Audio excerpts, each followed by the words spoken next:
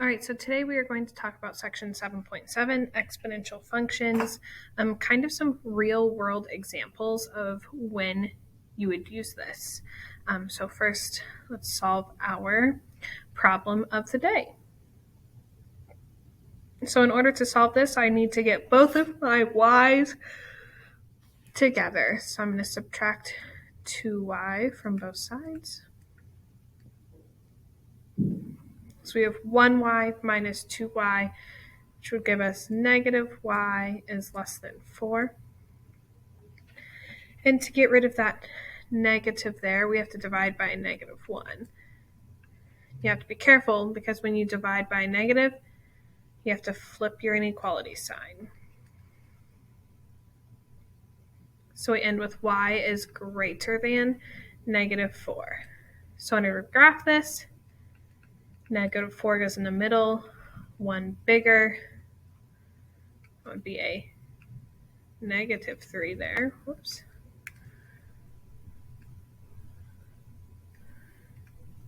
And 1 smaller.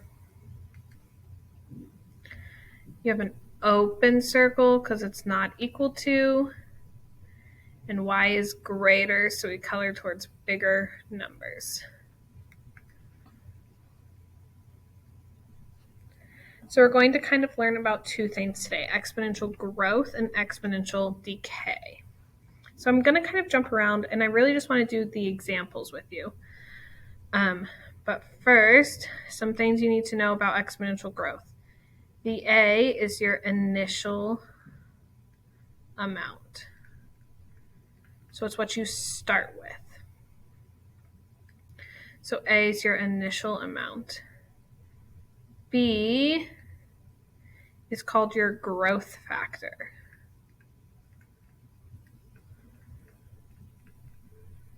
It is your growth factor. We know that it is increasing if it is greater than 1. And we find our growth factor by doing 1 plus the percent it is changing. So these are three very important things all about B. It is your growth factor. It's greater than 1 if it is growing. And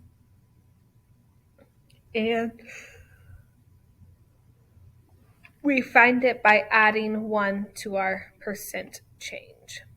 So we're going to jump down here to this example. Since 2005, the amount of money spent at restaurants in the United States has increased about 7% each year. In 2005, about $360 billion was spent at restaurants. If the trend continues, about how much will be spent at restaurants in 2025? So, we are going to be plugging stuff into the equation at the top. So we need an A, we need a B, and we need to know our X. A is always the initial amount, right?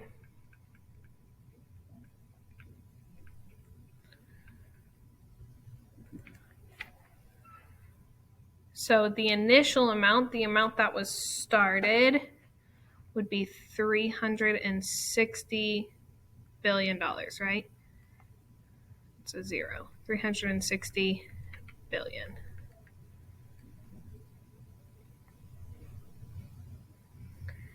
B is your growth factor.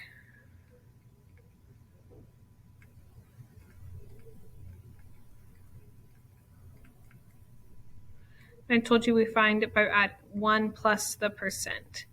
So here our percent is 7, so we have 1 plus 7%, but we have to do 7 as a decimal, 7% as a decimal. So it becomes 1 plus 0.07, which is 1.07. So your B is 1.07.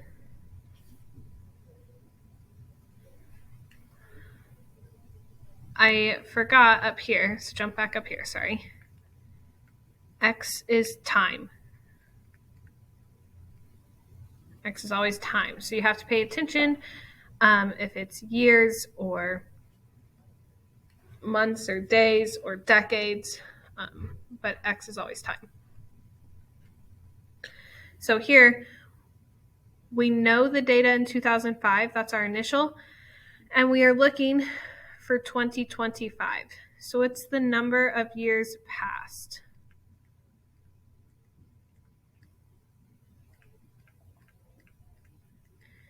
So in order to find that, we're going to take 2025 minus 2005, which means it would be 20 years. So and plug this into our equation. We have y equals a, which is 360, times our b, 1.07 to the power of 20.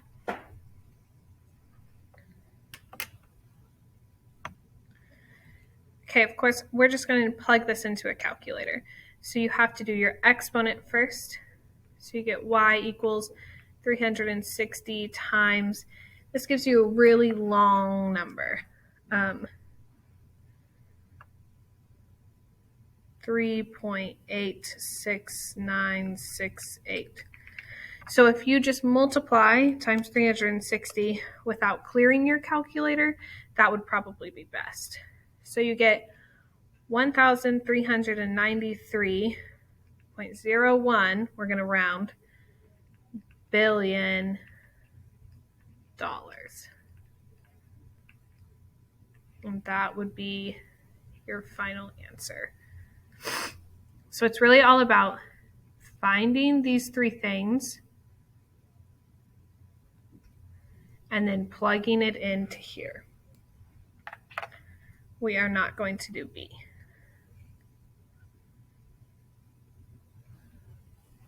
So that's kind of exponential growth.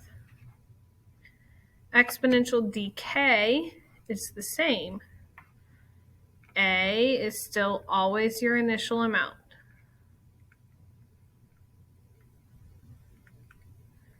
X is always time. B is your decay factor. And we know that it is getting smaller if it is less than 1. Okay?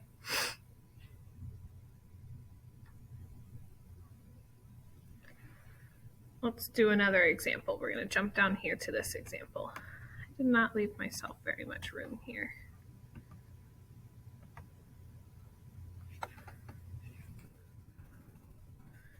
Give myself some more room. So here, it says, suppose that in 1985, there were 285 cell phone subscribers. The number of subscribers increased by 75%. So I know I'm increasing here, right?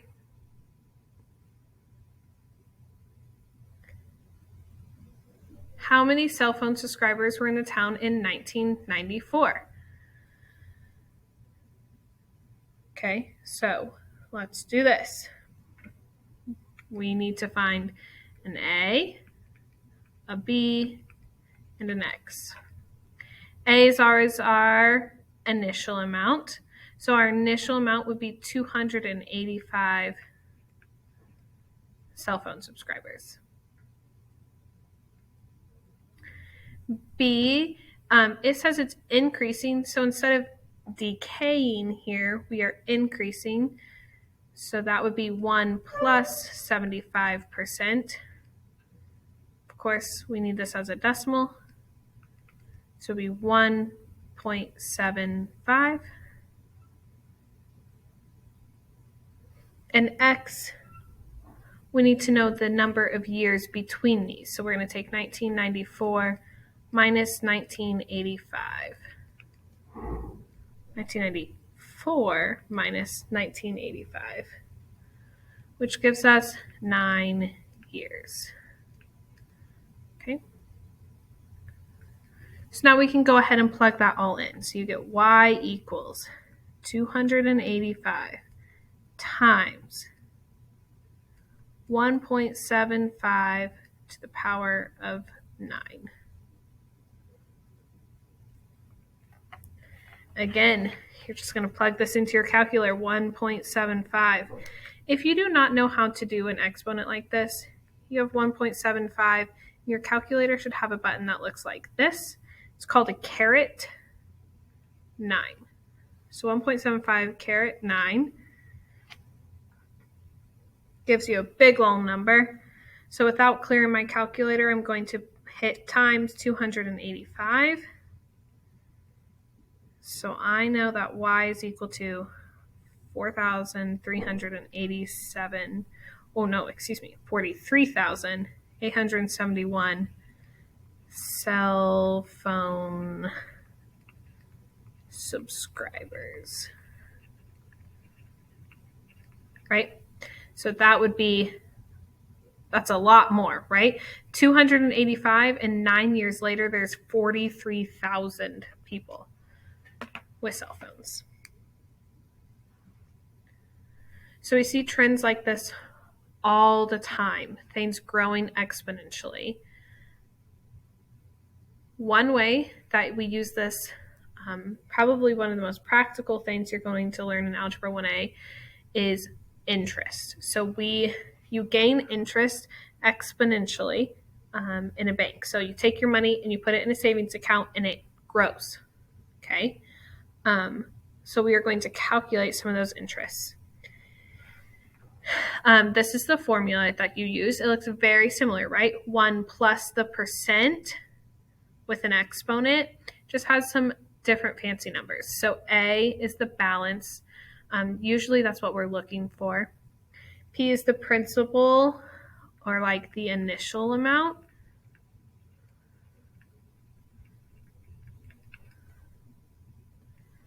R is your annual interest rate, so it's the percent as a decimal.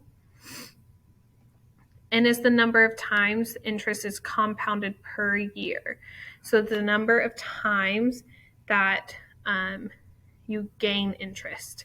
So usually it'll say like monthly, or if it says annually, that means once a year. Or it'll say like quarterly, that means 4 times a year, right? And T is the time in years. So using that knowledge, we're going to do these two problems.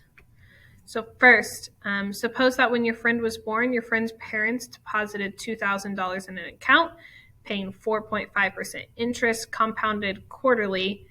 What will the account? I'm going to change this because 18 was so large. I'm going to change it to 2 years. Okay. What will the account balance be after 2 years? So A is what we're looking for, right?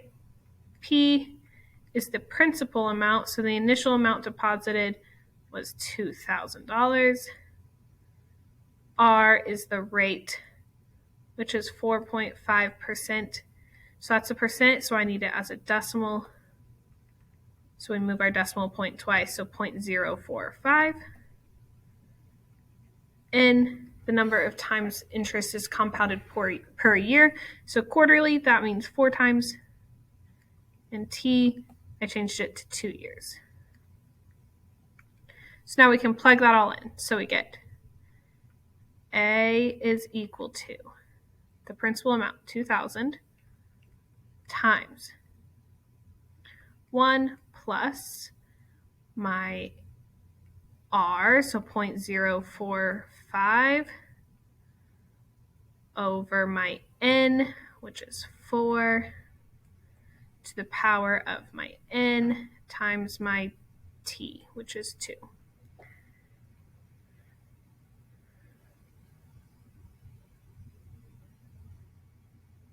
So now we can simplify, right? So I'm going to plug this stuff into my calculator. So I have A equals 2,000, 0.045 divided by 4. Then I'm going to add 1. So inside those parentheses, we have 1 plus, or 1.01125, and your exponent is 8. Okay, so now I'm going to use that caret again, 1.01125 to the power of 8 gives you a big long number. So without clearing my calculator, I'm going to multiply by $2,000. So our balance after 2 years would be $2,187.25. So without doing anything, these people made $187.25 in 2 years. Right? It's called passive income. So I want to compare that to this one. It says, suppose the account compounded monthly. That would be 12 times a year. What would the account balance be after, again, I'm going to say 2 years. So again, we're looking for A. The principal is still $2,000. The rate is still 4.5% or 0.045. The N changes to 12 because we're compounding 12 times a year. And the T is still 2. So we're going to plug that all in. So we get A equals 2,000 times 1 plus 0.045 over 12 to the power of 12 times 2. So we can plug that into a calculator. We get A equals 2,000 times 0.045 divided by 0.045 divided by 12 plus 1. You get 1.00375 to the power of 24.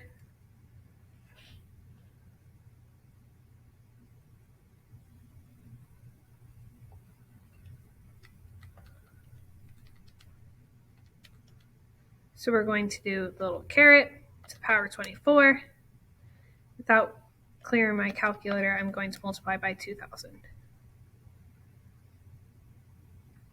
This time, we get $2,187.98. So compounding monthly did earn them a little more money, right? Which over the course of 2 years isn't a lot, but over the course of 18 would add up pretty quickly.